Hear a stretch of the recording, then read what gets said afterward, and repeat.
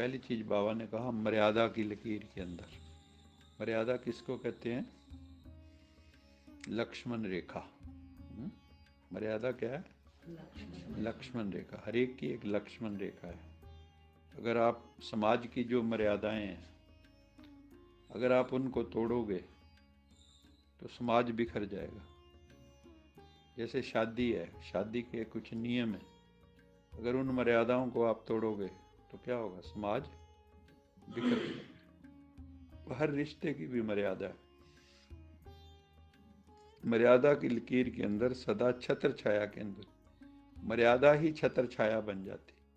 और भगवान ने हमें जो नियम बताए, श्रीमत दी है, वो सब मर्यादा है।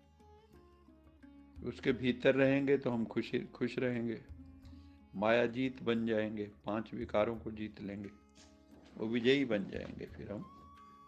फिर आपकी जीत हो जाएगी, विनर बन जाओगे।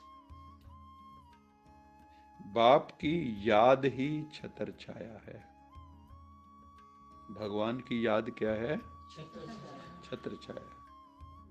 छत्र छाया देखी है? बड़े बड़े राजाओं के छत्र होते हैं, ऊपर जहाँ रथ चलता है ऊपर छत्र होता है। तो ऐसे ही भगवान की छतरी के नीचे आ जाना है, तो फिर कितने भी तूफान आते रहें भगवान रक्षा करता है। तो वो कौन सी छत्र छाया? बाबा ने कहा कि मेरी याद। अगर तुम मेरी याद में हो तो तुम्हारी रक्षा होगी, क्योंकि तुम छत्र छाया के नीचे हो, पिरामिड के भीतर हो। जितना याद में रहते हैं उतना साथ का अनुभव होता है। जितना आप बाबा की याद में रहते हैं, दिल से याद करते हैं, उतना हमें क्या लगेगा? भगवान मेरा साथ है, मेरे अंग संग है। हर क्षण उसकी अनुभूति होगी। आप ऊर्जा से भरे रहेंगे, कभी थकेंगे नहीं, आनंद मौज में रहेंगे, शक्ति का अनुभव करेंगे। छत्र छाया में रहना अर्थात सेफ रहना, सदा सेफ, सेफ्टी का साधन है। याद जो क्या है? सेफ्टी का साधन है। जो संकल्प से भी छत्र छाया से बाहर निकल जाते हैं, मर्यादा की रेखा से बाहर निकल जाते हैं, उन पर फिर क्या होता है? क्या होता है उन पे?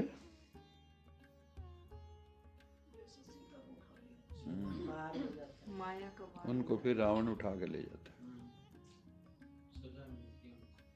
अगर लक्ष्मण रेखा का उल्लंघन करोगे, मर्यादा की रेखा का उल्लंघन करोगे, तो माया रूपी रावण आपको अपहरण कर लेगा आपको। फिर आप जो है चाहे रोज चिल्लाओ, कुछ करो, फिर धीरे धीरे आपकी बुद्धि में माया आ जाएगी। छत्र छाया के नीचे मर्यादा की लकीर के अंदर रहने से किसी की हिम्मत नहीं अंदर आने की। लेकिन यदि लकीर से बाहर निकले तो माया है ही होशियार। माया बड़ी होशियार है, चालाक है।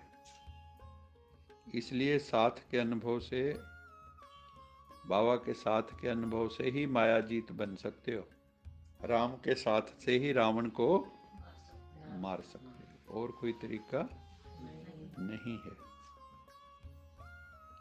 अशरीरी बनने का अभ्यास ही समाप्ति के समय को समीप लाने का आधार है।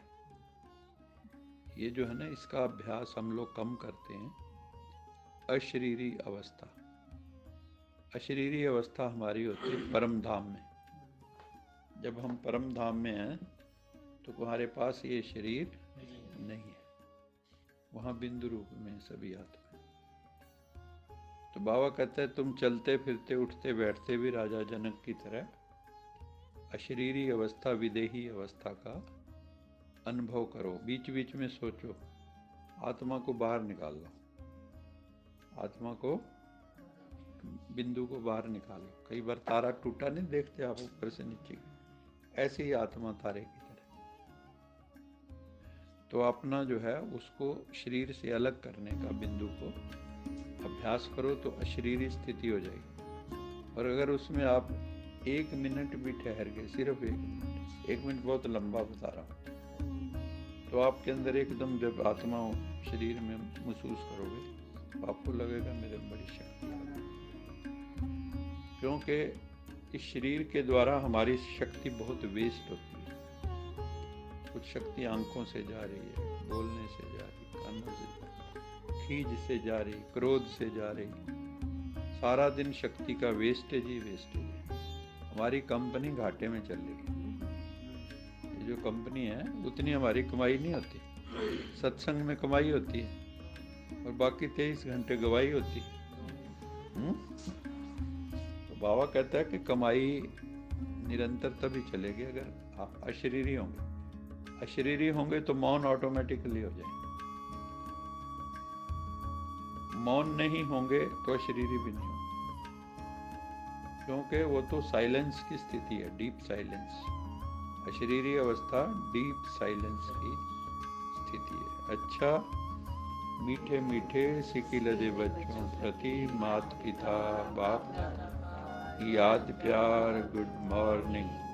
रूहानी बाप की रूहानी बच्चों को नमस्ते। हम रूहानी बच्चों की रूहानी माता बाप दादा को याद प्यार, गुड मॉर्निंग, गुड नाइट और नमस्ते। सदा रहो कहीं नहीं, बन जाओ बांध लो अपने, चलो प्रभु के वाहेगुरु जी का खालसा, बोल साचे दरबार की जय। लोका समस्ता सुखिनो भवन्तु, लोका समस्ता सुखिनो भवन्तु, लोका समस्ता सुखिनो भवन्तु।